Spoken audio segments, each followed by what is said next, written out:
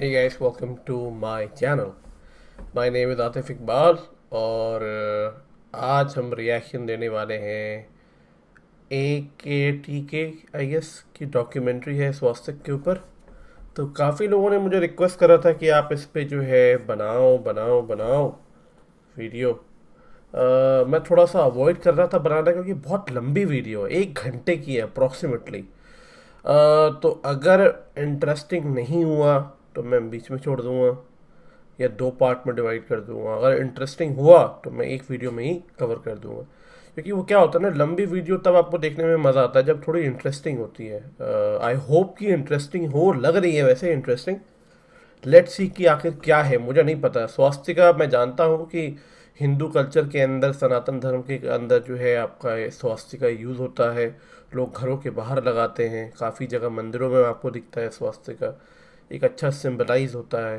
पर आप ये भी जानते हो कि स्वास्थ्य का जो है जर्मनी में हिटलर के टाइम भी लोगों ने यूज़ किया था। तो काफ़ी इसके पीछे एक विवाद और अलग अलग चीज़ें लोग मिस्टेकन ले लेते हैं। काफ़ी लोग जब हिंदू लोगों को देखते हैं प्रैक्टिस करते हुए तो लोग मिस्टेकन ले लेते हैं कि अरे is that the same symbol जो उस टाइम में, जबकि दोनों अलग चीज़ है वैसे बाय द वे। और ये वीडियो किसके ऊपर बेस्ड है मुझे नहीं पता। I have no idea what is this based on. Let's see कैसी वीडियो है, नहीं है। मैं बिल्कुल ओपन होके इस वीडियो को देख रहा हूँ विद ओपन माइंडसेट। जैसा होगा मैं आपको बता दूंगा। Whether it's an interesting video, something I got to learn, how factual it is, we'll discuss that later at the end of the video. तो चले फिर शुरू करते हैं। वैसे मैं बता दूं कि यूएस में अभी दोपहर सॉरी रात का 2 बज रहा है। अगर आपको दिख रहा है आपको, अभी 2 बजने वाले हैं। सुबह के 2 बजने वाले, यानी कि बहुत ही रात हो रही है। मुझे नींद आ नहीं रही थी, मैंने कहा कि चलो इसी पे एक वीडियो बना देते हैं, है ना। आप लोगों को मेरी तरफ से नए साल की मुबारक हो। तो आप सबको नए साल की मुबारक हो, और इस नए साल में ये वीडियो मेरी तरफ से आपको। चलो फिर स्टार्ट करते हैं। 3, 2, 1।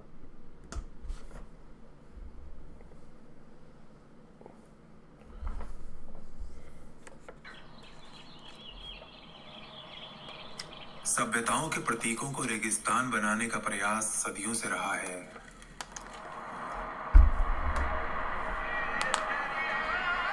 स्वास्तिक पूरी दुनिया में शांति को प्रतीक है।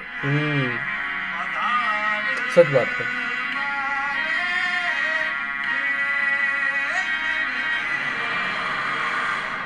परंतु जीवित सभ्यताएं तो रेगिस्तानों को चीर कर अपना परिचय दे देती हैं।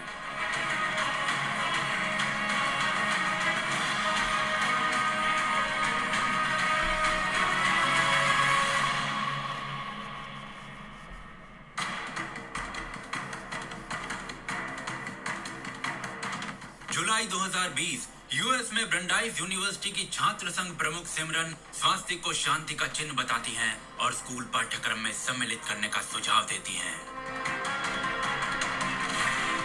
इसका भारी विरोध किया जाता है और सिमरन को क्षमा मांगनी पड़ती है। Several students were offended by the swastikas. सिमरन के साथ जो हुआ वो पहली बार नहीं था और ना ही शायद आखिरी। अप्रैल 2015 में यूएस का जॉर्ज वाशिंगटन विश्वविद्यालय स्वास्तिक को प्रतिबंधित करने का निर्णय लेता है।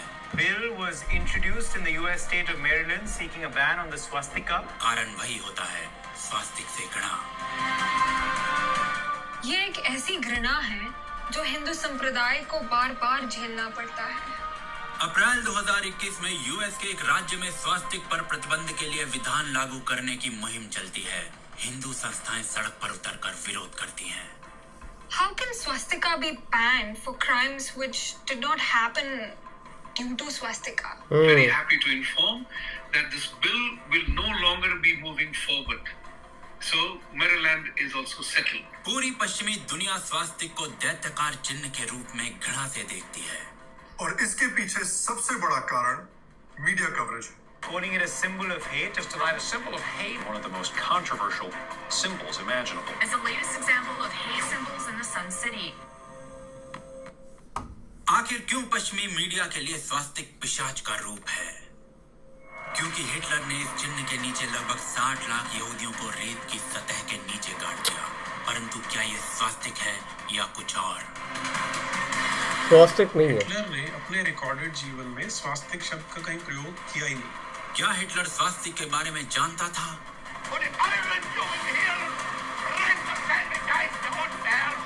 यदि नहीं तो क्या है ये जो 60 लाख यहूदियों को लील गया? कौन है वो लोग जिन्होंने शांति के चिन्ह को शैतान का प्रतीक बना दिया? षड्यंत्रों की दुनिया में इतिहास षड्यंत्रकारी बनाता है। कमर कस लीजिए क्योंकि तूफान आने वाला है।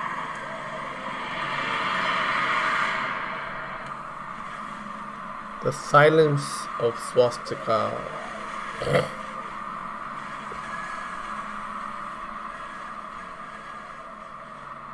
I am hoping कि अच्छी वीडियो by the way.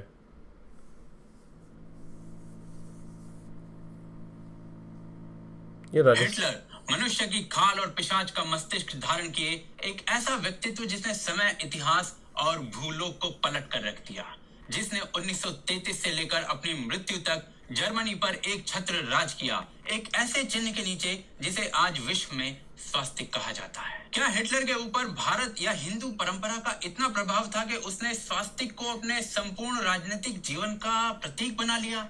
इसका परिचय लेने के लिए झांकना पड़ेगा हिटलर के दिए गए भाषणों और किए गए कार्यों में। Hitler a chronology of his life and time, ये पुस्तक विनाश की ओर पग बढ़ाने वाले उन सारे भाषणों और वक्तव्यों को अपने गर्भ में समाये है जो हिटलर ने दिए या लिखे।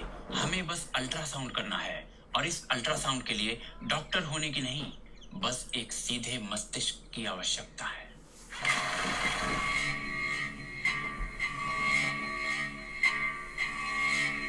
21 मई 1930 हिटलर जर्मनी के एक राजनेता ऑटो स्ट्रेसर को क्रोधित होकर उत्तर देता है कि संसार में सिर्फ एक ही प्रकार की क्रांति हो सकती है, रेशियल यानी जातीय नस्ल की क्रांति। तुम्हें नस्लों का परिचय नहीं है। तुमने सार्वजनिक रूप से भारत के स्वाधीनता आंदोलन का समर्थन किया, ये ज्ञात होते हुए कि आंदोलन भारत की नीची हिंदू नस्ल कर रही है, ऊंची एंग्लो नॉर्डिक नस्ल के विरुद्ध।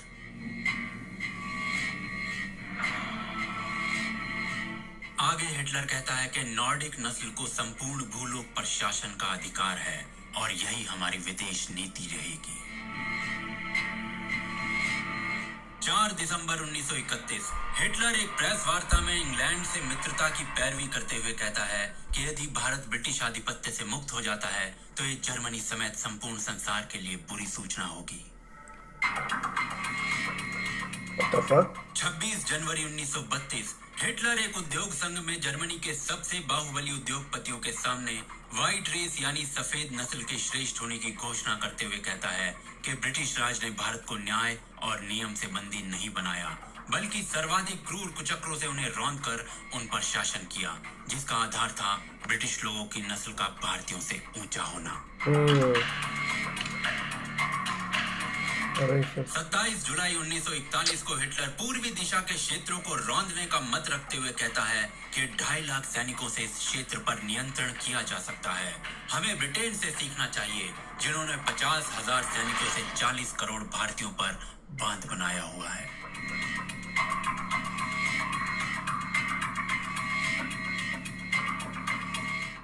अगस्त 1941 को एक भाषण में हिटलर रूस को जर्मनी के लिए वैसा ही बनाने की बात करता है जैसा भारत ब्रिटिश राज के लिए था। 17-18 सितंबर को पुनः एक बार बातचीत में कहता है कि यदि आज ब्रिटिश शासन भारत को छोड़ता है तो भारत कुछ ही समय में ढह जाएगा। 22 अगस्त 1942 को हिटलर एक सायंकालीन बातचीत में कहता है कि वो अभी भी यही चाहेगा कि ब्रिटेन भारत पर शासन करे।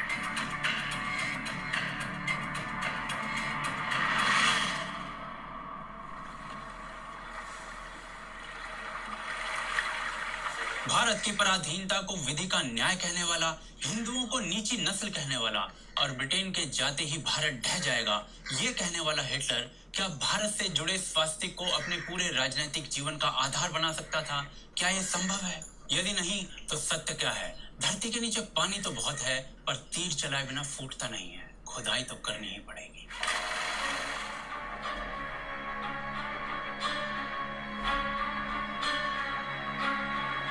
विश्व के लिए स्वास्तिक है हिटलर के अपराधों का प्रतीक। परंतु स्वयं हिटलर के लिए ये क्या था, ये जानने के लिए झांकना पड़ेगा हिटलर की पुस्तक मेन कैंप में, जिसके अक्षर हिटलर ने स्वयं बंदी गृह के काले कपाटों के पीछे लिखे थे। अपनी पुस्तक में हिटलर ने जो शब्द लिखा है वो है हेकन क्रॉइस। करीब 8 बार इस शब्द का प्रयोग है।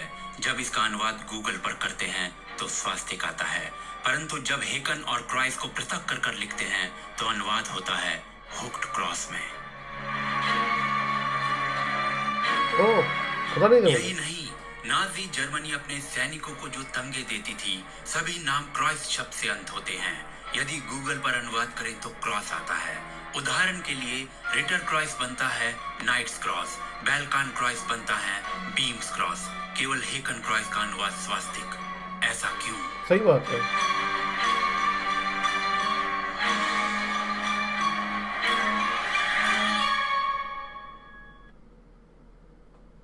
क्रॉस यानी ईसाइयत का चिन्ह, हेकन क्रॉस यानी हुक्ड क्रॉस। तो ये स्वास्तिक कब में बन गया? इसका उत्तर केवल एक शब्द का है, क्योंकि वो केवल एक नाम है, परंतु इसके पीछे खड़ी आत्मा से यदि परिचय करना है तो 2000 साल की सीढ़ियां चढ़नी पड़ेंगी, जिसके पार मानव खाल ओढ़े 60 लाख यहूदियों को कफन उड़ा दिया गया। और इस चढ़ाई के बाद आपको इतिहास का सबसे क्रूर छल दिखेगा।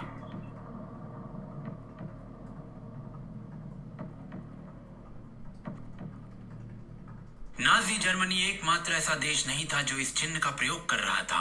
फिनलैंड की वायुसेना 1918 से 2020 तक इसी चिन्ह का प्रयोग करती रही।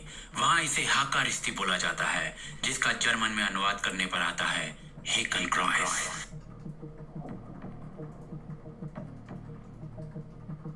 इसी प्रकार 1939 में बने ब्रिटेन के कंट्री काउंसिल हेडक्वार्टर में यूएस आर्मी की 45वीं इन्फेंट्री डिवीजन की वर्दी पर, फ्रांस की एयरफोर्स यूनिट N-124 के एयरप्लेन्स पर या रूस में 1917 के बाद छापे गए रूबल पर यह चिन्ह संपूर्ण पश्चिम स्वास्तिक जैसे दिखने वाले इन प्रतीकों से भरा पड़ा था। यूएसए में स्थित वेस्टफील्ड हाई स्कूल की 1913 की वार्षिक पुस्तक, ऊपर स्वास्तिक जैसा दिखने वाला चिन्ह और नीचे लिखा है गैमेडियन। यह शब्द अपने भीतर एक ऐसा इतिहास छुपाए है जिस पर पिछली धूल शताब्दियों से पहुंची ही नहीं गई। गैमेडियन आधुनिक अंग्रेजी शब्दकोश के अनुसार एक क्रॉस है जो स्वास्तिक जैसा दिखता है, परंतु यदि 1877 में प्रकाशित हुई glossary of liturgical and ecclesiastical terms के अनुसार इसे देखें तो ये मात्र एक क्रॉस है जो प्रारंभ से ही चर्चेज में मिलता रहा है।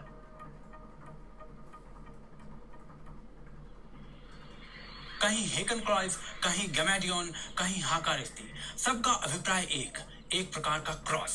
परंतु क्या कभी स्वास्तिक को भी क्रॉस की तरह प्रयोग किया गया? इसका उत्तर आपको इतिहास के उस पन्ने की ओर ले जाएगा जिससे प्रेरित होकर भविष्य में हिटलर 60 लाख यहूदियों की हत्या से मानव मात्र को सन्न कर देता है।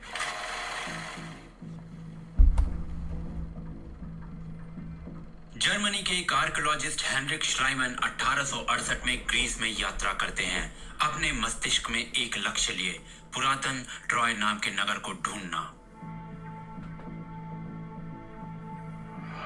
1871 में श्लाइमन को प्राचीन ट्रॉय के अवशेष मिलते हैं जिन पर स्वास्तिक जैसा दिखने वाला ये चिन्ह होता है। हेनरिक श्लाइमन ये अवशेष और ये चिन्ह तुरंत चर्चा का विषय बन जाते हैं। 1885 में हेनरिक श्लाइमन की पुस्तक इलियोस प्रकाशित होती है फ्रेंच भाषा में। उसमें वो इस चिन्ह के लिए स्वास्तिक शब्द का प्रयोग करते हैं, परंतु स्वास्तिक से उनका अभिप्राय क्या था? पुस्तक में लिखे गए फ्रेंच शब्दों का सीधा सीधा अंग्रेजी अनुवाद दिखाता है कि श्लाइमन के मस्तिष्क में ये चिन्ह एक प्रकार का क्रॉस था जिसके लिए स्वास्तिक नाम प्रयोग में लाया गया। यह बात और स्पष्ट हो जाती है जब 1891 में इसी किताब के ट्रांसलेटेड संस्करण को मूल पुस्तक के साथ रखकर ये शब्द पढ़े जाते हैं। स्पष्ट लिखा है कि खुदाई में मिला यह चिन्ह एक क्रॉस है। श्लीमान की पुस्तक का अंग्रेजी संस्करण 1891 में प्रकाशित हुआ था, जिसमें उसने इस चिन्ह के लिए स्वस्तिक और हुक्ड क्रॉस का प्रयोग किया है 4 अलग अलग स्थानों पर। परंतु स्वास्तिक शब्द के प्रयोग का विरोध किया गया था। श्लाइमन ने अपनी पुस्तक इलियोस में बताया है कि कैसे उनके दोस्त और विद्वान मैक्स म्यूलर स्वास्तिक शब्द के प्रयोग से क्रोधित थे। अपना विरोध दिखाने के लिए मैक्स म्यूलर ने कहा था, भारत से बाहर स्वास्तिक शब्द का प्रयोग मुझे पसंद नहीं। ये भारतीय शब्द है और भारत के इतिहास में इसका प्रभावी अभिप्राय है। इस प्रकार के क्रॉस विश्व में कई स्थानों पर मिलते हैं जिनका उद्गम संभवतः एक हो या नहीं, परंतु यदि इन क्रॉसेस को स्वास्तिक कहा जाने लगा तो आम जनमानस एक क्षण में मान लेगा कि इस क्रॉस की उत्पत्ति भारत में हुई है और इस पूर्वाग्रह को समाप्त करने में बहुत समय लगेगा। क्या बात है। 1894 में एक समय पलट देने वाली पुस्तक लिखी जाती है, द माइग्रेशन ऑफ सिंबल्स। इसके अध्याय 2 में लेखक लिखते हैं कि डॉक्टर श्लाइमन को ट्रॉय की खुदाई में गैमेडियन मिले थे और गैमेडियन शब्द का अभिप्राय इस पुस्तक में वो बताते हैं एक प्रकार का क्रिश्चियन क्रॉस। यहाँ स्वास्तिक शब्द का प्रयोग नहीं होता। आगे इसी पुस्तक में लिखा गया कि हिंदू नव वर्ष पर अपने बही खातों पर गैमेडियन यानी एक प्रकार का क्रॉस बनाते हैं, स्वास्तिक नहीं।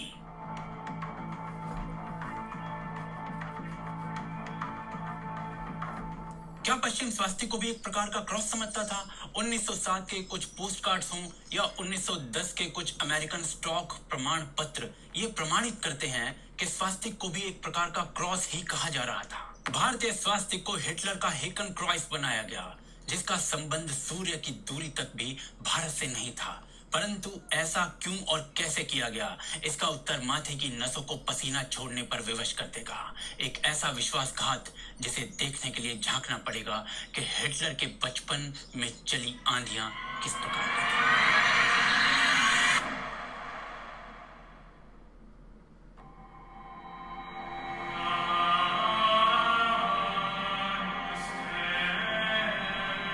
अपनी पुस्तक मे कैंप में हिटलर लैम्बेक कस्बे में अपने बचपन के आनंद से भरे हुए धार्मिक क्षणों को याद करते हुए बताता है कि किस प्रकार वो खाली समय में चर्च के प्रांगण में गायकी की शिक्षा लेता था और ऐसा करके वो चर्च के स्तब्ध कर देने वाले उत्सवों में पूरी तरह डूब जाता था।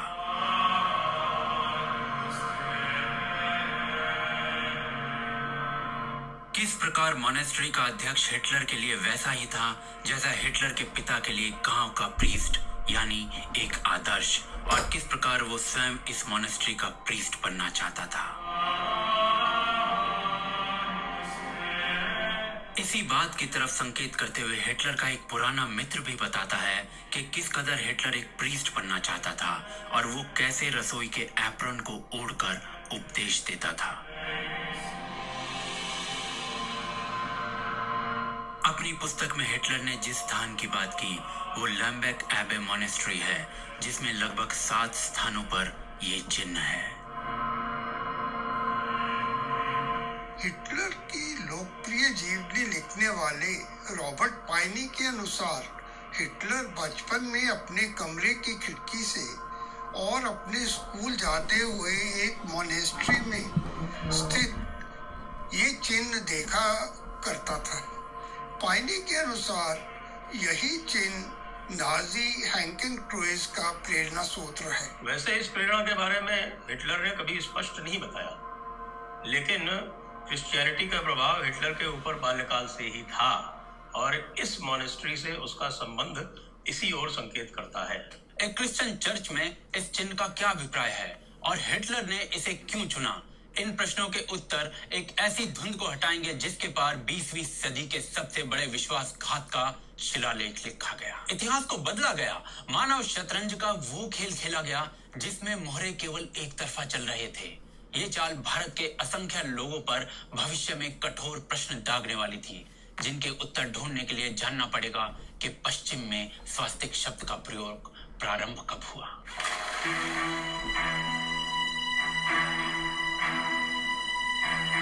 1871 में फ्रेडरिक श्लाइमन को ट्रॉय के अवशेषों पर यह चिन्ह मिलता है और ऑक्सफोर्ड डिक्शनरी के अनुसार 1871 में ही पहली बार अंग्रेजी भाषा में स्वास्तिक शब्द का प्रयोग प्रारंभ होता है। परंतु 1871 से पहले इस चिन्ह के लिए कौन सा शब्द प्रचलन में था? 1851 में ब्रिटिश लाइब्रेरी द्वारा प्रकाशित एक पुस्तक है द परस्यूएंट ऑफ आर्म्स, इस पुस्तक में लिखा है कि ये चिन्ह फिलफॉट है, जिसे ग्रीक चर्चेस में गैमेडियन कहते हैं, और इससे मिलता जुलता एकमात्र चिन्ह क्रीट सभ्यता के पुराने सिक्कों पर मिलता है। इतना लोकप्रिय कोई और उदाहरण नहीं मिलता। क्रीट सभ्यता के सिक्कों के अलावा ऐसा उदाहरण नहीं मिलता। 1851 में लिखे गए इन शब्दों को पढ़कर ऐसा प्रतीत होता है कि वहां इस समय तक स्वास्तिक के बारे में कोई अधिक ज्ञान नहीं था। इसी कारण इतना लोकप्रिय उदाहरण कोई दूसरा नहीं मिला, और संभवतः इसी कारण से पूरी पुस्तक में सिर्फ गैमेडियन शब्द का प्रयोग है। गैमेडियन। वहीं चर्च में प्रयुक्त किए गए फैब्रिक्स के ऊपर लिखी गई टेक्सटाइल फैब्रिक्स 1870 में प्रकाशित हुई थी। उसमें कई बार जिक्र मिलता है गैमेडियन का, लेकिन सदैव उसका जिक्र जो है वो क्रॉस की तरह मिलता है, एक बार भी स्वस्तिक की तरह नहीं मिलता। गैमा, जो कि एक प्रकार का ग्रीक वर्ण है, ऐसे 4 गैमा एक साथ जोड़कर गैमेडियन बन जाता है। इसका प्रयोग प्रारंभिक ईसाई समाज नरसंहार से बचने के लिए करता था, क्योंकि साधारण क्रॉस का प्रयोग उपद्रव को आमंत्रित कर सकता था। कारण था धर्मानुसार जनसंख्या का ईसाई पक्ष में ना होना। परंतु प्रारंभ में सुरक्षा के लिए प्रयोग में आने वाला ये चिन्ह स्वयं जीसस क्राइस्ट का प्रतीक कैसे बन गया? उत्तर आपके नेत्रों के समक्ष एक और मसीहा लाकर खड़ा कर देगा।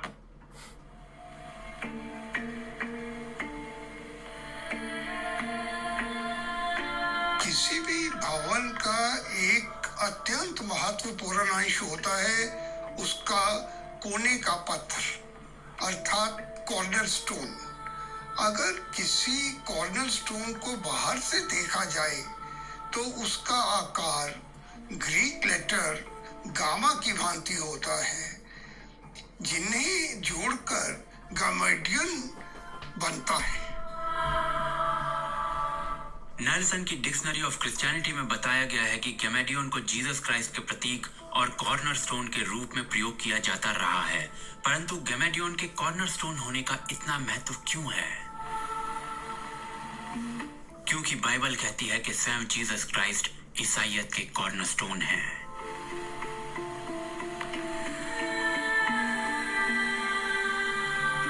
बाइबल की आइज़ाया 28:16 में स्वयं गॉड जीसस क्राइस्ट को लोगों के लिए एक कॉर्नर स्टोन बताते हैं।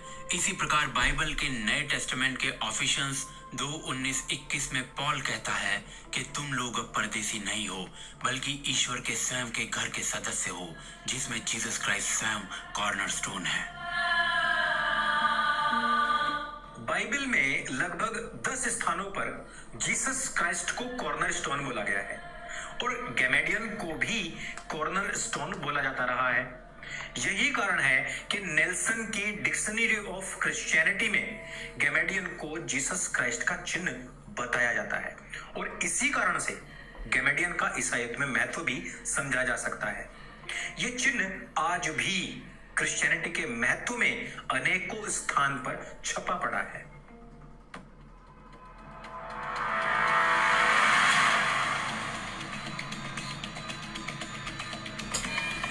आयरलैंड के क्लिफोनी में सेंट ब्रिगेड के 8वीं शताब्दी के पवित्र कुएं और क्रॉस स्लैब पर, 6ठी शताब्दी में इस्तांबुल में बनी हागिया सोफिया चर्च में, 10वीं शताब्दी में लिखी गई क्रिश्चियन पांडुलिपि एग्बर्ट सॉल्टर के कवर पेज पर, नॉट्रे डैम के गॉथिक कैथेड्रल में, या फिर लालीबेला में बनी मध्यकालीन चर्च में क्रॉस और हुक्ड क्रॉस को साथ साथ देखा जा सकता है। मेरोविंजियन डायनेस्टी द्वारा प्रयोग में लाए जाने वाले सिक्कों पर कई प्रकार के क्रॉस थे, जिनमें से हुक्ड क्रॉस एक था। इटली में मिलने वाले 11वीं शताब्दी के क्रिश्चियन आर्किटेक्चर के ट्रांसेना पैनल्सों या बॉस्निया में मिलने वाले 13वीं से 16वीं शताब्दी के ग्रे स्टोन्स, हम इस चिन्ह को देख सकते हैं। इस चिन्ह का पौराणिक चर्चेज या ईसाईयत से जुड़े स्थानों पर पाया जाना बहुत सामान्य है। यहाँ तक कि वाटिकन सिटी में पोप के आधिकारिक निवास में फर्श पर यह चिन्ह देखा जा सकता है।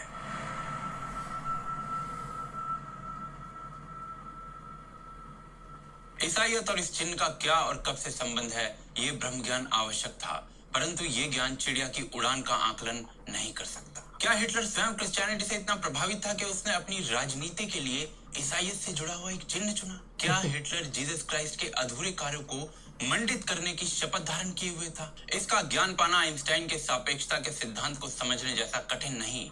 हिटलर के कुछ भाषण पेंडोरा के बक्से को खोल देंगे, जिनके आधार पर आप चिड़िया की उड़ान ही नहीं, चिड़िया का गोत्र भी बता सकते हैं।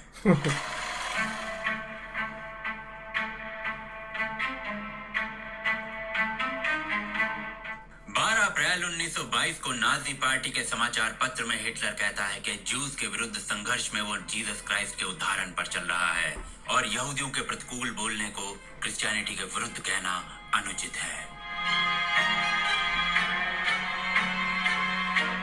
इसी वर्ष 11 नवंबर को म्यूनिख के एक समाचार पत्र में हिटलर का साक्षात्कार छपता है, जिसमें बताया जाता है कि कैसे वो मार्क्सवाद के विरुद्ध लड़ रहा है, जो कि यहूदियों से प्रभावित है, और कैसे जीसस क्राइस्ट स्वयं एक जर्मन थे।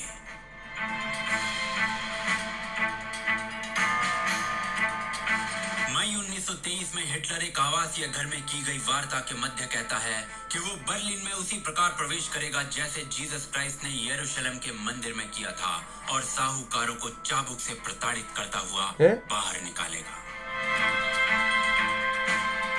1926 के क्रिश्चियन कालीन भाषण में हिटलर कहता है कि यहूदियों के विरुद्ध उसका संघर्ष क्राइस्ट के उन अधूरे कार्यों को पूरा करने के लिए है जिन्हें वो अपने जीवन में पूरा नहीं कर पाए।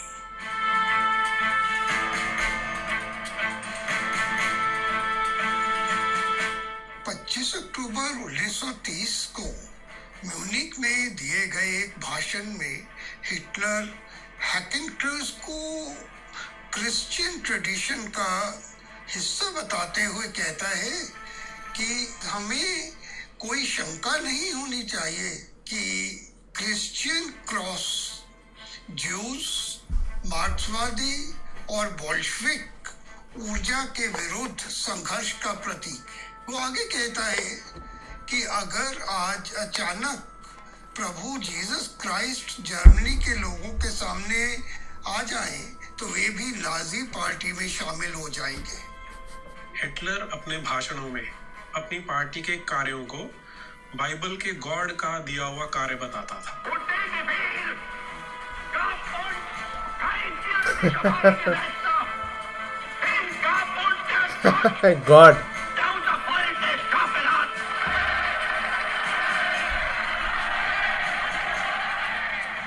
गॉड का दूसरी तरफ हिटलर अपनी पार्टी को एक रिलीजियस ऑर्डर या आप ये कह सकते हैं कि एक मजहबी हुक्म की तरह चलाना चाहता था।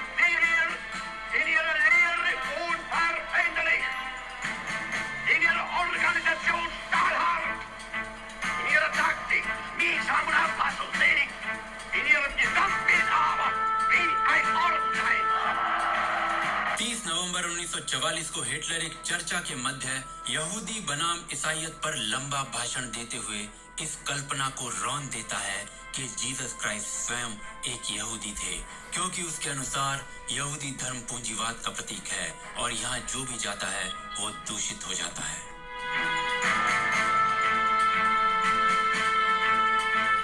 यह गूंज केवल हिटलर के भाषणों में नहीं थी, उसके राजनीतिक छप्पर में नस्ल भेद के छिद्र थे जो भरे नहीं जाते थे बल्कि प्रतिदिन बढ़ते थे और जिनसे वर्षा के स्थान पर लावा टपकता था।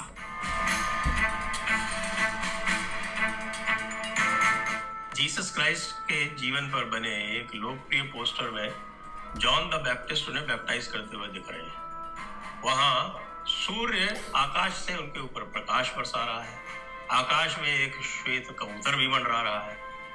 जीसस क्राइस्ट के जीवन पर बना हुआ एक यह अत्यंत लोकप्रिय पोस्टर।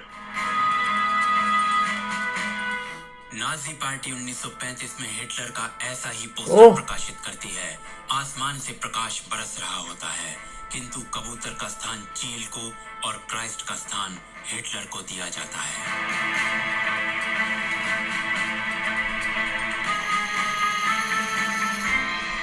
जीसस का बैप्टाइज। कुछ लोग तर्क देते हैं कि हिटलर क्रिश्चियनिटी के विरुद्ध था।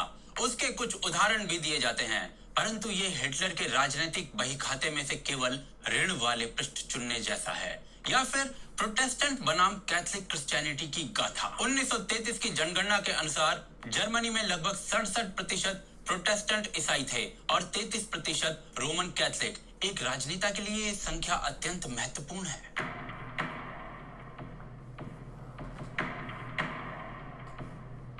अपनी पुस्तक माइन काम्फ में हिटलर कहता है कि कैथोलिक चर्च को जर्मनी की समस्या समझ में नहीं आती। उसका कहने का अभिप्राय यह है कि यहाँ पर कैथोलिक चर्च की केंद्रीकृत संस्था नहीं है, निर्देश देने वाली संस्था नहीं है। इसका मतलब यही कहना चाहता है कि चूंकि कैथोलिक चर्च रोम से है और प्रोटेस्टेंट चर्च ही जर्मनी में है, इसलिए कैथोलिक चर्च जर्मनी की समस्या को नहीं समझ सकता। लोग इस प्रकार के उदाहरण देकर यह दिखाने का प्रयास करते हैं कि हिटलर क्रिश्चियनिटी के विरुद्ध था, किंतु सत्य कहीं मध्य में लटकता है, जहां हिटलर की जीसस क्राइस्ट और क्रिश्चियनिटी को लेकर कुछ मान्यताएं थी जो कैथोलिक क्रिश्चियनिटी के विचार से भिन्न थी। उदाहरण के तौर पर बाइबल के ओल्ड टेस्टामेंट को अस्वीकार करना, क्योंकि इसे यहूदी भी मानते हैं। जीसस क्राइस्ट को जर्मन कहना या पहला नाजी कहना, ये सब कैथोलिक चर्च की सोच से भिन्न था, परंतु क्या इसे क्रिश्चियनिटी के विरुद्ध कहा जा सकता है?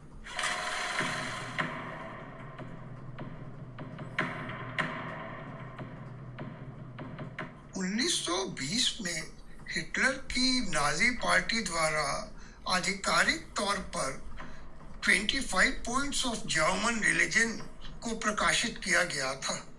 इसके अंक 24 पर स्पष्ट लिखा है कि नाजी पार्टी क्रिश्चियनिटी पर टिकी हुई है।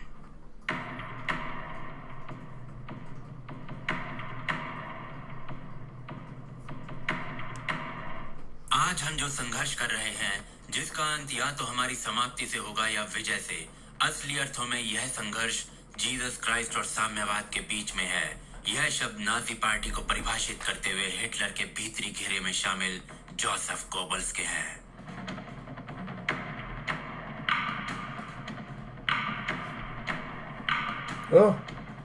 म्यूनिक में अप्रैल 1922 को दी गई एक स्पीच में हिटलर के स्वयं के ये शब्द थे कि एक क्रिश्चियन के तौर पर मेरी भावनाएं मुझे जीसस क्राइस्ट को एक फाइटर की तरह दिखाती हैं। ये भावनाएं उस क्राइस्ट को दिखाती हैं जिसने कभी अकेले ही इन यहूदियों को दर्पण दिखाया था और लोगों को इनके विरुद्ध लड़ाई के लिए जोड़ा था। वही सबसे बड़े योद्धा है।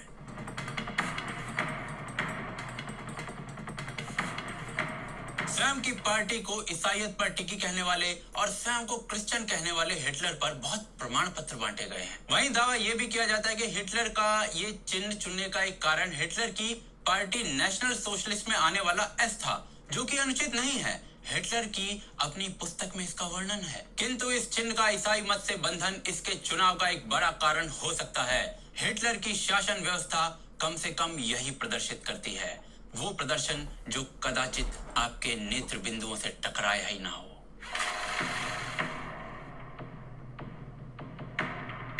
हिटलर की पार्टी के सहयोग से चलाए जाने वाले जर्मन क्रिश्चियन मूवमेंट के प्रतीक चिन्ह में एक साधारण क्रॉस और एक हुक्ड क्रॉस को जोड़ा गया था। इसी संस्था की पत्रिका पर भी साधारण क्रॉस और हुक्ड क्रॉस एक साथ थे। 1934 में प्रोविंशियल चर्च काउंसिल का अध्यक्ष गेरार्ड हान चर्च सम्मेलन में एक पर्चा प्रदर्शित करता है जिसमें क्रॉस और हुक्ड क्रॉस को संलिप्त दिखाया जाता है। 1933 में जर्मन कलाकार जॉन हार्टफील्ड का बनाया चित्र उस समय के सत्य को रेखांकित करता है, जिसमें जीसस क्राइस्ट क्रॉस लेकर खड़े हैं और एक नाजी कार्यकर्ता उसे हुक्ड क्रॉस में परिवर्तित कर रहा है। 1938 में हिटलर की सरकार द्वारा प्रकाशित एक स्टैम्प पर हिटलर एक चर्च के बाहर खड़ा है जिसके ऊपर एक लैटिन क्रॉस के साथ हुक्ड क्रॉस का झंडा भी लगा हुआ है। हिटलर की जो सशस्त्र सेना थी व्यूमार्क, उसकी हर शाखा के जितने झंडे थे उन पर क्रॉस और हुक्ड क्रॉस एक साथ आपको देखने को मिलेंगे। उसकी वायु सेना हो, थल सेना हो या नौसेना हो। महिलाओं की लीग ऑफ नाजी विमेन, सैनिकों की माताओं को सम्मानित करने वाला honour cross of German mothers, या फिर जर्मन ऑर्डर मेडल, यहाँ तक कि नाजी जर्मन सैन्य वायु दल, सब में क्रॉस और हुक्ड क्रॉस को साथ साथ दिखाया गया है। हिटलर का विश्वास क्रिश्चियनिटी में कितना था, इस पर वितर्क होता रहता है। 2010 में पोप बेनेडिक्ट 16वें ने एक भाषण में कहा था कि हिटलर वो नास्तिक था जो गॉड का अस्तित्व संसार से समाप्त कर देना चाहता था। परंतु हिटलर के सैनिक जिस बेल्ट को पहनकर युद्ध में उतरते थे उस पर जर्मन में लिखा था गॉड विद अस, यानी ईश्वर हमारे साथ है। दूसरी तरफ क्रिश्चियनिटी के धार्मिक नेताओं का उस समय हिटलर से कैसा संबंध था?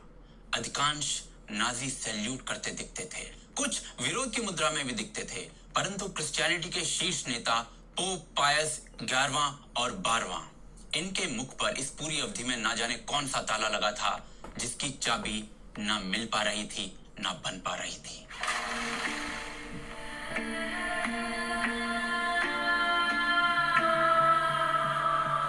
उन्नीस 1933 में एडिथ स्टेन नाम की एक यहूदी महिला जो ईसाई मत अपना चुकी थी और स्वयं एक नन थी, पोप पायस 11 को एक पत्र लिखती है। नाजी जर्मनी में यहूदियों के दमन पर आह्वान था इस विवाद को विश्व स्तर पर रेखांकित करने का।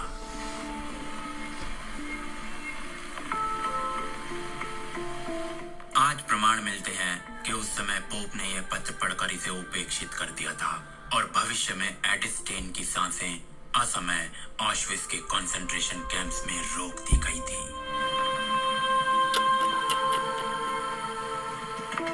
बहुत अत्याचार हुआ था उस टाइम, बहुत।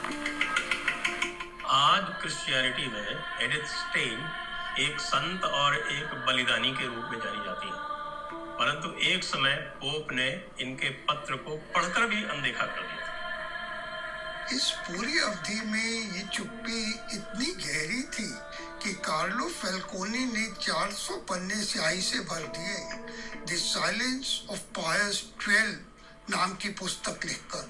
1942 में जाकर पोप पायस 12 ने अपने क्रिसमस के भाषण में पहली बार नाजी पार्टी की आलोचना की, और वो भी उसने हिटलर का नाम बिना लेते हुए किया था। और संभवतः इसका कारण यही था कि उस समय जो ज्यूज का नरसंहार हो रहा था वो फैक्ट्री अपने चरम पर चल रही थी। वैसे 1939 में पोप बने पायस 12। 1933 में नाजी सरकार में पोप की ओर से पेपल सेक्रेटरी ऑफ स्टेट थे। हिटलर परंपरागत क्रिश्चियनिटी को मानता था या नहीं, ये प्रश्न उठाए जा सकते हैं, परंतु हिटलर और उसके शासन पर ईसाईयत का प्रभाव था, इस पर हिटलर के शत्रु देशों का मीडिया भी प्रश्न नहीं उठा पा रहा था। इंग्लैंड के डेली मिरर में 16 मई 1941 को हिटलर के शासन को परिभाषित करते हुए कार्टून छापा जाता है, जिसमें एक चिंपैंजी हिटलर के रूप में एक साधारण लैटिन क्रॉस को हेकन क्रॉस में बदल रहा होता है और इसके नीचे लिखा होता है द न्यू क्रिश्चियनिटी 100% आर्यन। यहाँ से स्पष्ट है कि हिटलर के द्वारा निर्मित विधान, किए गए कार्य और दिए गए शासन को नई ईसाईयत कहा गया, जिसके शासन के विषैले बीज इस चिन्ह के नीचे फूटे थे और बड़े होकर नरभक्षण की लत लगा चुके थे। अब समझा जा सकता है कि हिटलर का ये चिन्ह किस धार्मिक मत से जुड़ा हो सकता है, और स्वास्तिक तो कदापि नहीं था। पर बड़ा प्रश्न ये कि उस समय का मीडिया हिटलर के इस चिन्ह को क्या कह रहा था। विश्वास कीजिए, ताबूत की आखिरी कील है ये।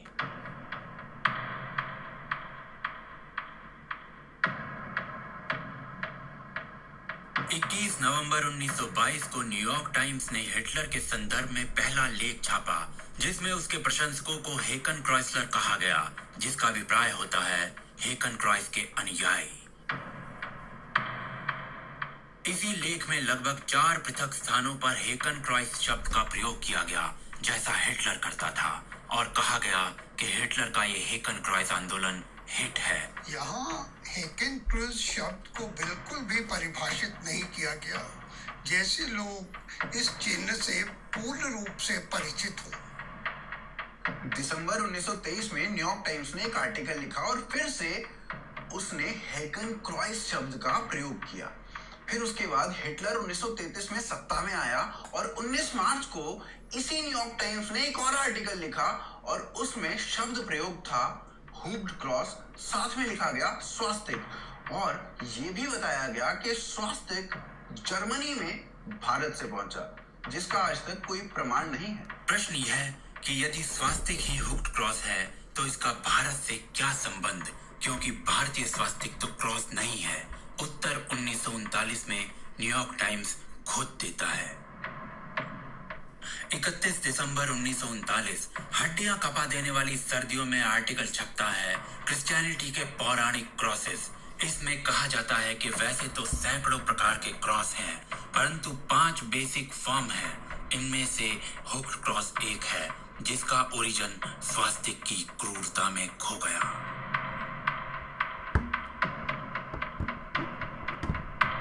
उन्नीस सौ 33 में हुक्ड क्रॉस को ही स्वास्तिक बताने वाला न्यूयॉर्क टाइम्स 1939 में हुक्ड क्रॉस को स्वास्तिक का विक्टिम बता रहा था। न्यूयॉर्क टाइम्स का 1922 में इस चिन्ह को हेकन क्रॉस कहना कोई पहला और अंतिम संयोग नहीं था। भिन्न भिन्न संस्थाएं इस पूरे कालखंड में प्रयास करते थे स्वास्तिक को एक प्रकार का क्रॉस बताने का या स्वास्तिक एक अलग प्रकार का चिन्ह है ये बताने का।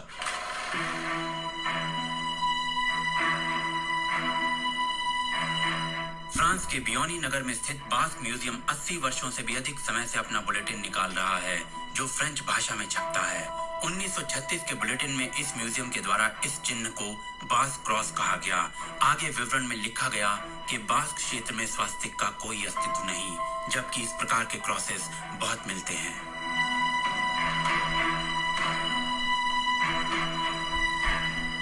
वैसे प्रोफेसर मैक्स मिलर भी 19वीं शताब्दी में ट्रॉय में मिले हुए अवशेषों के बारे में यह कह चुके हैं कि उन्हें स्वास्तिक न कहा जाए। सही बात अगर है। आप 1798 का जो जर्मन शब्दों का शब्दकोश है एडलॉन, उसमें देखें तो आपको हाकेन क्रूज शब्द मिलता है। इसका अभिप्राय होता है हुक्स से अलंकृत एक क्रॉस, पर स्वास्तिक शब्द आपको इस शब्दकोश में कहीं नहीं मिलेगा। यानी जो जर्मन समाज है वो हाकेन क्रूज को तो जानता था, क्रॉस के रूप में जानता था, लेकिन स्वास्तिक के रूप में नहीं जानता। सही बात है।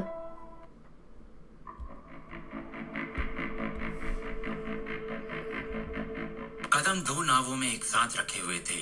पतवार चलाना असंभव था और डूबना निश्चित।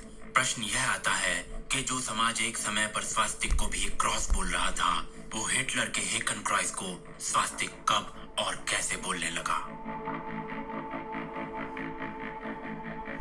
क्या इतना गूढ़ परिवर्तन अकस्मात ही आ गया, या मानव शतरंज के प्यादे मौन रहकर अपना कुचक्र रच रहे थे, जिसे समझना पराधीनता में जकड़े एक सामान्य भारतीय के लिए संभव नहीं था?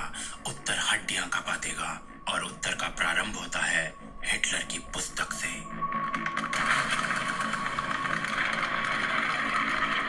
अपनी पुस्तक में कैंप में हिटलर अपनी पार्टी के झंडे, उसके रंगों और चिन्हों का वर्णन करता है, जिसके अनुसार हेकन क्रॉस उस लक्ष्य का प्रतीक है जो उसकी पार्टी को पूर्ण करना है, यानी आर्यन नस्ल की विजय के लिए संघर्ष। आर्यन विजन थ्योरी ये क्या? और साथ में संघर्ष उस रचनात्मक कार्य यानी क्रिएटिव वर्क की जीत के लिए जो हमेशा एंटी सेमेटिक यानी यहूदियों के लिए प्राण घातक होगा।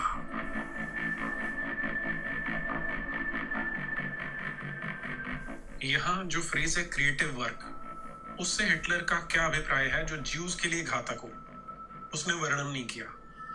लेकिन क्या भविष्य में हिटलर कुछ क्रिएट करता है जो ज्यूज के लिए घातक सिद्ध होता है? उसके लिए एक ही शब्द है,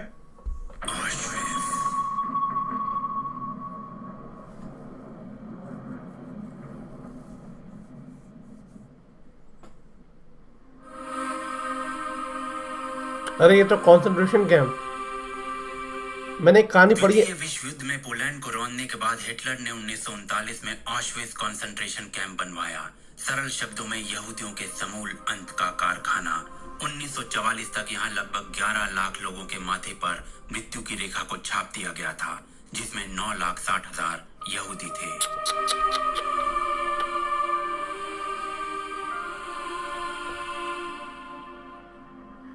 और ये केवल एक स्थान का आंकड़ा है। इस पूरी अवधि के मध्य हिटलर करीब 60 लाख यहूदियों की हत्या कर देता है। संभवतः मानव इतिहास की सबसे पैशाचिक रचना। और पूरा विश्व सन्न था हिटलर की इस क्रिएशन से। हिटलर अपनी पुस्तक में तो नहीं बताता कि क्रिएटिव वर्क क्या है जो यहूदियों के लिए घातक होगा, परंतु कंसंट्रेशन कैंप्स की अवधारणा नकारात्मक रूप से क्रिएटिव थी और जूस के लिए प्राणघातक। लक्ष्य था यहूदियों का समूल विनाश, और यही वो खिड़की है जिसके पार हेकन क्रॉस को स्वास्तिक में परिवर्तित करने का षड्यंत्र रचा जाता है, एक शब्द को बदलकर, वो शब्द जो इतिहास पलटने वाला था। कैसे 20वीं सदी का सबसे बड़ा विश्वासघात एक शब्द से लिखा गया। कमर खोल लीजिए, तूफान को बंदी बनाना है।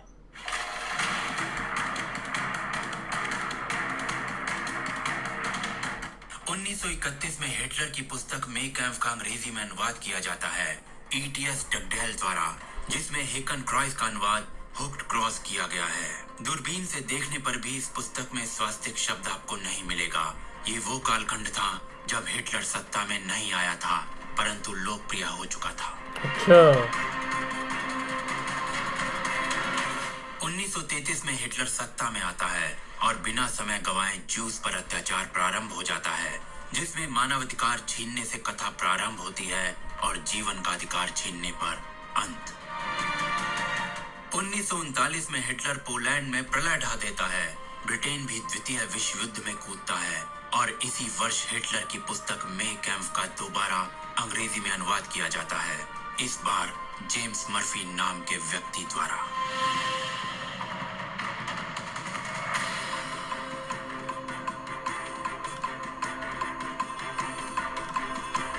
इसी किताब में हेकन क्रॉस को हर स्थान पर अनुवाद किया गया स्वास्तिक। यही हिटलर की पुस्तक का सबसे लोकप्रिय ट्रांसलेटेड संस्करण है। और इस प्रकार एक शब्द को बदलकर दानवीय कृत्यों से शांति के प्रतीक को जोड़ दिया जाता है। क्या बहन का टका आदमी। में हेकन क्रॉस को यहूदियों के लिए घातक बताया था।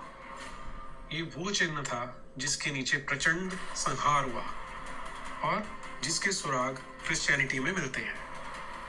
क्या बोला जाए यार उस बहन के टके को। बड़ा कलंक होता मर्फी की माँ की पुस्तक को अंग्रेजी में ट्रांसलेट करने वाला जेम्स मर्फी स्वयं एक क्रिश्चियन प्रीस्ट था। साला क्या क्रिश्चियनिटी से जुड़ा व्यक्ति ईसाईयत पर इतना बड़ा कलंक झेल सकता था? क्या इसी कारण जेम्स मर्फी ने हेकन क्रॉस को स्वास्तिक में ट्रांसलेट किया? ये सब व्यक्ति आधारित ना होकर सरकारी बल की बाध्यता में भी हो सकता है, या फिर एक संगठित योजना के अंतर्गत। जेम्स मर्फी ने यह अनुवाद क्यों किया, ये बताने के लिए जेम्स मर्फी आज नहीं है, परंतु गलत अनुवाद किया गया, ये बात गर्म तवे पर बैठकर भी कही जा सकती है। जेन मर्फी साले नर्क में जलेगा ये। प्रश्न अनेकों हैं, पर सबसे बड़ा सत्य यही कि हिटलर ने कभी स्वास्तिक शब्द का प्रयोग नहीं किया। उसे एक योजनाबद्ध प्रणाली से स्वास्तिक के साथ जोड़ा गया। इस सब के बावजूद भी बड़े स्तर पर स्वास्तिक शब्द का प्रयोग प्रारंभ नहीं हुआ था। अमेरिकन कल्चर एंड लिटरेचर पर ऐसे प्रकाशित करने वाली एरिजोना क्वार्टरली ने 1946 में प्रकाशित किए दूसरे वॉल्यूम में हिटलर और उसके फॉलोअर्स के लिए गैमेडियन माइंडेड शब्द का प्रयोग किया था। वहीं 1944 में प्रकाशित हुए जर्नल्स ऑफ एजुकेशन वॉल्यूम 127 में हिटलर के इस चिन्ह को फाइलफुट या गैमेडियन कहा गया। तो फिर ये चिन्ह आम लोगों की भाषा में स्वास्तिक कैसे बन गया? उत्तर के लिए 1959 में रिलीज हुई एक हॉलीवुड फिल्म प्रोहिबिटो का ये सीन देखिए। You know, that used to be our shoulder pads till we switched to the Thunderbird. Christianity? The swastika. What the fuck? That's an old American Indian sign that Hitler copied from us. Believe it or not, the 45th Division used to wear the swastika right here. An American soldier wearing a swastika? Well, we had it long before Adolf got the idea. What the fuck? Film एक लोकप्रिय माध्यम जो घर घर तक पहुंचता है। समय के साथ हिटलर के ऊपर लिखी गई हर पुस्तक में, हर लेख में, हर प्रकार के मीडिया में स्वास्तिक शब्द का प्रयोग प्रभावी हो। सामान्य मानव की स्मरण शक्ति मीडिया की स्पर्धा में अति क्षीण होती है। एक पीढ़ी के अंदर ही दुष्प्रचार को सत्य के वस्त्र पहनाकर सत्य से भी बड़ा सत्य बनाया जा सकता है। और इसी दुष्प्रचार से बहुत अल्प समय में हिटलर के साथ स्वास्तिक शब्द पूर्णतः जुड़ गया। परंतु जिस नग्न अध्याय को सत्य की वेशभूषा से मंडित किया जा रहा है वो अर्ध सत्य भी नहीं था। आज आप कोई पुस्तक, कोई फिल्म देखिए, इस चिन्ह को स्वास्तिक ही कहा जाता है। और यह असत्य लोगों की दिनचर्या के तर्कों में सत्य का शोणी चाट कर जीवित है। परंतु कब तक? हिटलर ने कभी स्वस्तिक का प्रयोग नहीं किया। Hitler benutzte das Wort Hakenkreuz. Das bedeutet nicht, dass es Swastik. Exactly. Church में प्रयोग किया जाने वाला चिन्ह। और ये 20वीं सदी का सबसे बड़ा धोखा था। Swastik is a symbol of our civilization. It has been misused for decades. इसका दुरुपयोग बंद होना चाहिए और इसका उत्तरदायित्व अब आप पर है। क्योंकि सभ्यता के असली बीज को तो मरुभूमि फाड़ के भी उगना ही है। विलंब हो सकता है, परंतु यही समर बीज वट वृक्ष बनते हैं जिनके आलिंगन में कोई खरपतवार जन्म नहीं लेती और जिनका डंका शताब्दियों तक बजता है।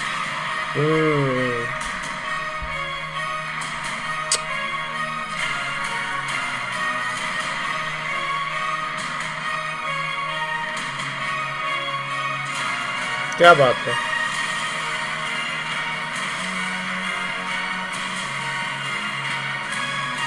स्वास्तिक एक शांति का प्रतीक है और ये सच बात है, ये मैं खुद जानता हूँ। ये हिटलर ने माँ बहन कर दी। जेन मर्फी बहन का टका, क्या बोला जाए उसको।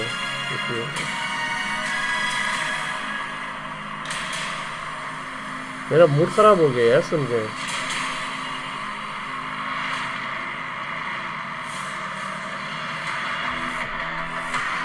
Produce by Indian citizen. इसमें लिखा है produce by Indian citizen. I would say it was epic documentary made by AKTK। बहुत ही अच्छी डॉक्यूमेंट्री थी।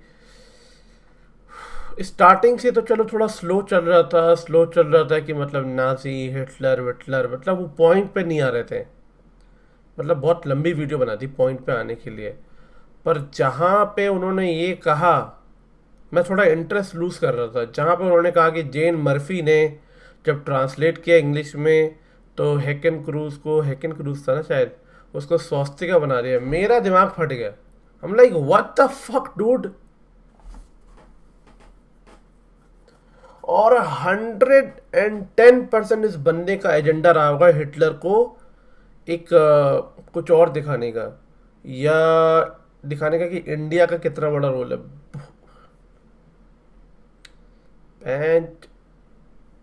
दिमाग खराब कर दिया यार। मतलब तुमने स्वास्तिका बना दिया, ऊपर से फिल्म के अंदर भी वो कह रहा है स्वास्तिका। उस लाइक व्हाट द फक।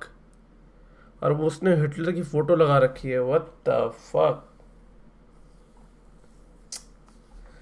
भाई। स्वास्तिका एक शांति का प्रतीक है। मैं बिहार का रहने वाला हूँ।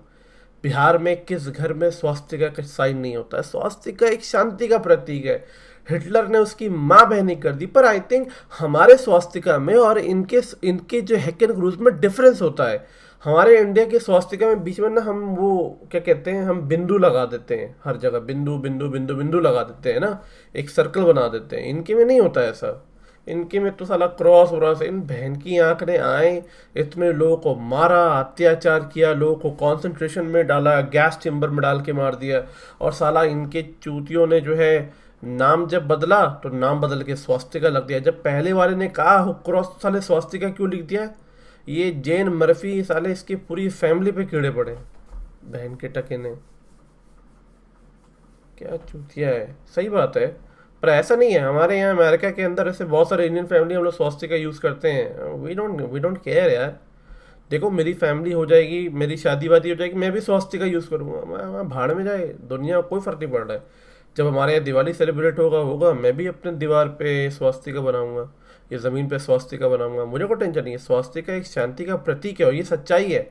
और इस जेन मर्फी ने जो किया ना साले ने, ये जो क्रिश्चियन हिटलर का चमचा था, ये मुझे समझ ही गया था कि साले ये हिटलर का चमचा है, बहन का टका। बट एनीवे, बहुत अच्छी डॉक्यूमेंट्री थी। जितने लोगों ने मुझे रिकमेंड किया था, थैंक यू सो मच। बहुत अच्छा लगा।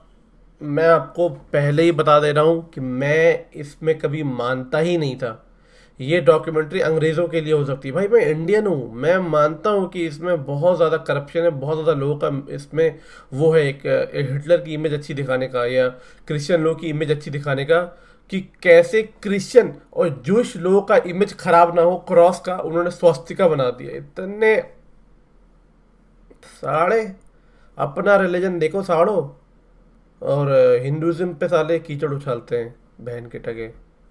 अपना रिलीजन अच्छा दिखे, सालों ने स्वास्तिका लिख दिया। इनको तो मिल जाए ना जेन मर्फी को, सालों को भून देंगे हम लोग।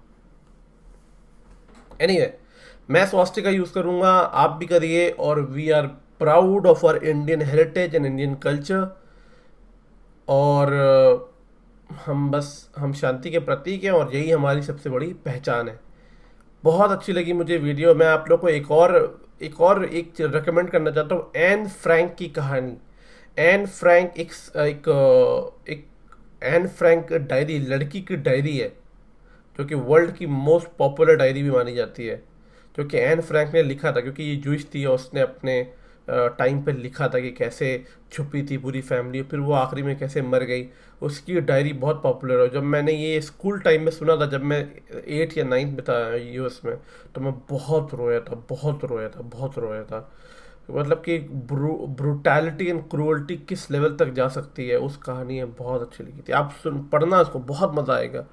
ये साढ़े हिटलर में मैं दिमाग ख़राब हो गया। मुझे जो आखिरी के जो 5-10 मिनट थे ना, I was very much upset. And Jane Murphy, क्या ही बोलूँ बहन का टके को। मैं नीचे कमेंट सेक्शन में ले लूँगा जेन मर्फी की माँ की आँख, उस सब पे जाके लाइक करना, सब जाके लाइक करना, जेन मर्फी की माँ की आँख। ठीक है, चलो मैं आपसे मिलता हूँ नेक्स्ट वीडियो में। तब तक के लिए टेक केयर, अपना ध्यान रखिए। वीडियो लंबी थी, but thank you so much for the recommendation and happy new year to all of you. मैं आज या नहीं तो मैं कल मैं लाइव जाऊँगा शाम के टाइम, तो फिर हम लोग बात करेंगे इस डॉक्यूमेंट्री के ऊपर। ठीक है, चलो एनीवे, टेक केयर, अपना ध्यान रखना।